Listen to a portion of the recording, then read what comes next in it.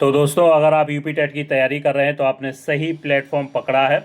और जो एक ऐसा प्लेटफॉर्म जहां पर आपको सब्सक्राइबर तो कम दिख रहे होंगे, लेकिन जब आप परीक्षा देकर आएंगे तो कहेंगे कि हाँ भाई, यहाँ से प्रश्न बने थे, मैंने ऐसे चैनल से तैयारी की थी।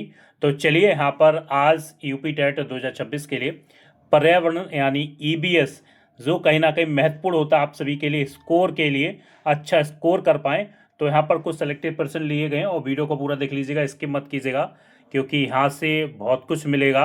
और जिसने इस वीडियो को स्किप किया तो मान लीजिएगा इस उसने बहुत कुछ यहाँ से या बहुत कुछ खो दिया। तो चलिए, पहला प्रश्न आपके सामने भैया ये दिया गया है। पहला प्रश्न है, भारत में वन महोत्सव कब मनाया जाता है?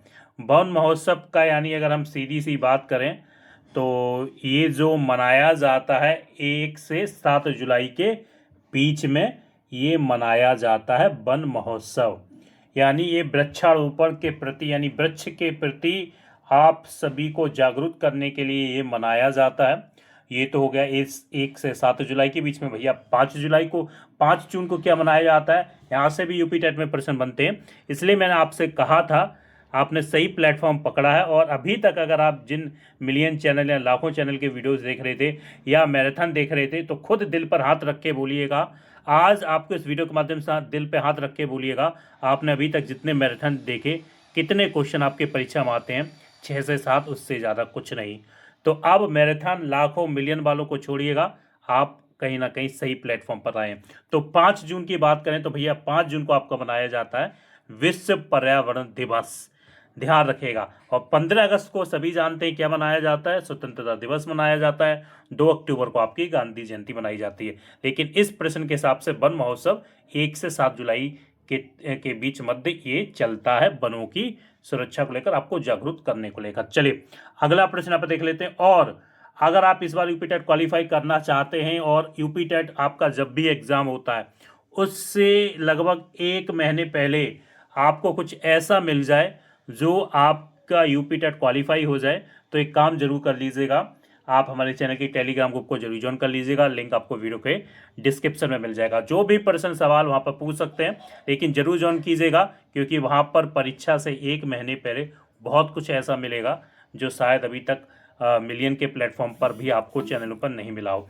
तो चलिए, अगला प्रश्न है, हमारे शरीर में, माफ़ कीजिएगा यहाँ पर ये, हाँ चलिए, हमारे शरीर में भोजन का पाचन कहाँ से प्रारंभ होता है? हम सभी ने पढ़ा होगा भैया, हमारे जो भोजन का पाचन हमारे मुख से ही शुरू हो जाता है, ये आपको ध्यान रखिएगा, ठीक है ना? हमारे मुंह से ही शुरू हो जाता है। और सलाइवा जो एंजाइम स्टार्च, आप सभी इसको बारे में जानते हैं। और अमाशय की अगर हम भैया यहाँ पर बात करते हैं तो यहाँ से आंशिक पाचन शुरू होता है। और छोटी आंत का बात करें तो जो मुख्य पोषक तत्व होते हैं का जो अपशोषण यहीं से होता है।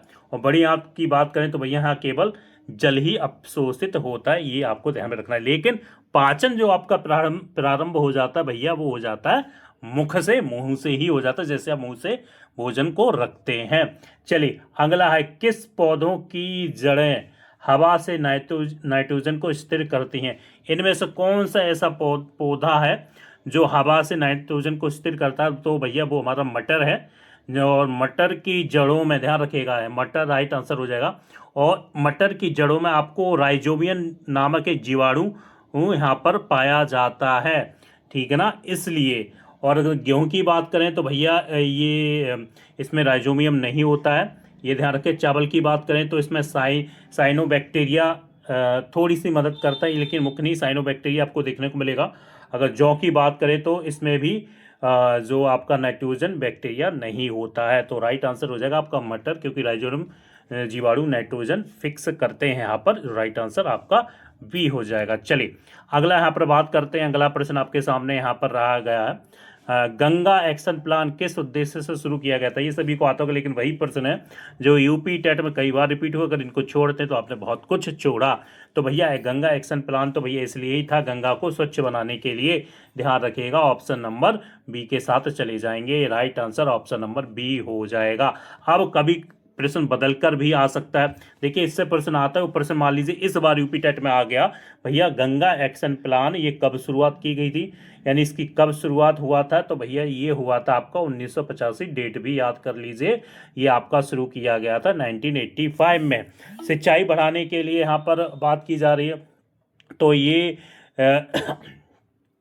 तो ये यहाँ पर राइट आंसर नहीं होगा। गंगा से संबंधित बांध निर्माण के लिए ये भी नहीं होगा, बिजली उत्पादन ये नहीं, लेकिन राइट आंसर आपका बी हो जाएगा। चलिए अगला प्रश्न यहाँ पर देख लेते हैं।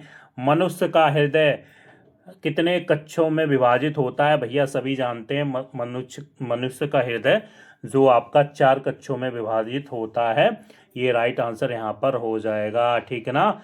2 कक्ष, देखिए ध्यान रखिएगा, मनुष्य में 4 कक्ष होते हैं हृदय में, मछलियों में 2 कक्ष होते हैं, 3 कक्ष आपके मेढक में होते हैं, ये आपको ध्यान में रखना है। 5 कक्ष किसी जीव में नहीं होते हैं भैया, 5 तो किसी में नहीं होते हैं, 2 आपके होते हैं भैया मछली में, और 3 होते हैं आपके मेढक में, और 4 होते हैं मनुष्य में, ये ध्यान आपको रखिएगा। चलिए अगला प्रश्न यहाँ पर देख लेते हैं। अगला प्रश्न, ये प्रश्न आ गया है, ये यूपी टेट में आया भी था, मैंने ये प्रश्न वही रखे हैं जो यूपी टेट में आए, लेकिन आपको आसान लग रहे होंगे। वायुमंडल में सबसे अधिक गैस की कौन होती है, तो भैया वो आपकी होती है नाइट्रोजन होती है, सभी जानते हैं। ऑक्सीजन 21% होती है, नाइट्रोजन 78% होती है, कार्बन डाइऑक्साइड आपकी आप सभी जानते हैं 0.4% होती है, ठीक है ना, ये आपको ध्यान में रखना है। चलिए ये आए हुए प्रश्न है, ये हमेशा पूछे जाते हैं, इनको आप छोड़ नहीं सकते हैं।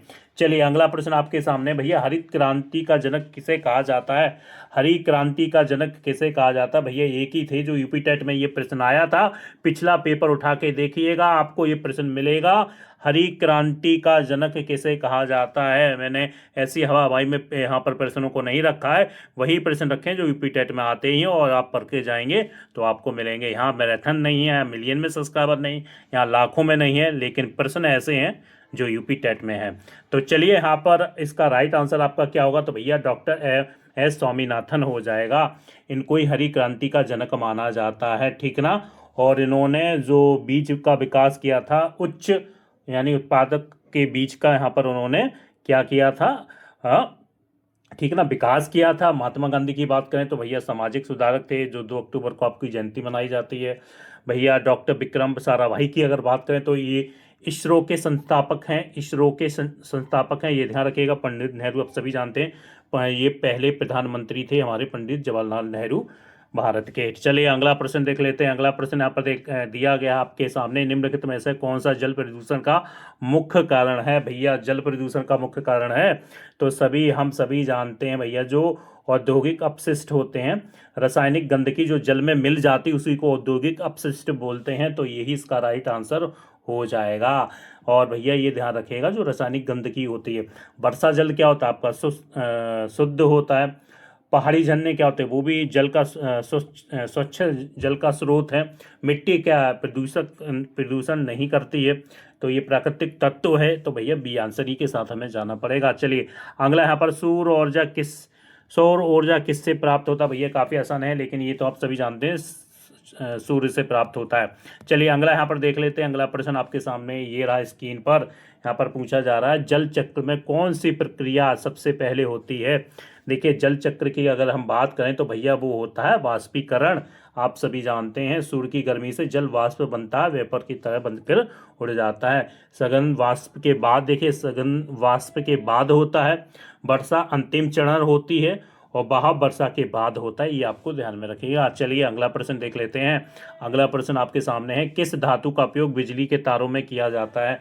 किस धातु का उपयोग भैया बिजली के तारों में किया जाता है। अगर ऑप्शन के हिसाब से देखें तो यहाँ पर एल्युमिनियम हो जाएगा, ऑप्शन के हिसाब से मैं आपको एल्युमिनियम बता रहा हूँ। सस्ता और हल्का भी होता है, सोना बहुत महंगा होता है, चांदी सर्वश्रेष्ठ सुचालक है, और ये लोहा जंग लगता है, ये आप सभी जानते हैं, लेकिन राइट आंसर ये के साथ हो जाएगा।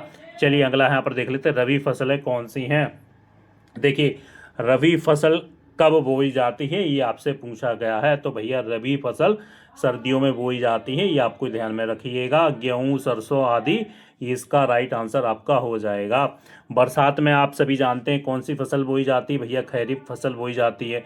गर्मियों में ज़्यादातर फसलें क्या होती हैं, काटी जाती हैं, और पतझड़ में वो मतलब कुछ किया ही नहीं जाता, ज़्यादातर होता ही नहीं है, लेकिन बरसात में आपकी खरीफ फसल होती है, और सर्दियों में आपकी जो कौन सी होती है, रबी फसल होती है, आपको ध्यान में रखिए, जैसे गेहूँ, सरसों वगैरह।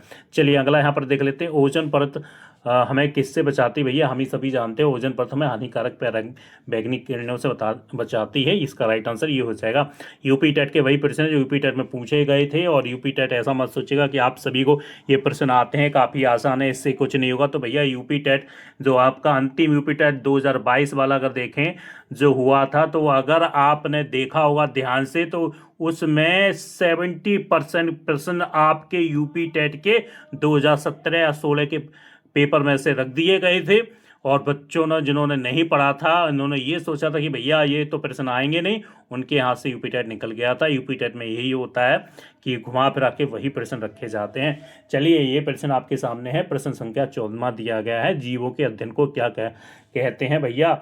यहाँ पर अगला प्रश्न है, यहाँ पर पूछा जा रहा है, जीवों के अध्ययन को हम कहते हैं जीव विज्ञान कहते हैं, ये आपको ध्यान में रखिएगा।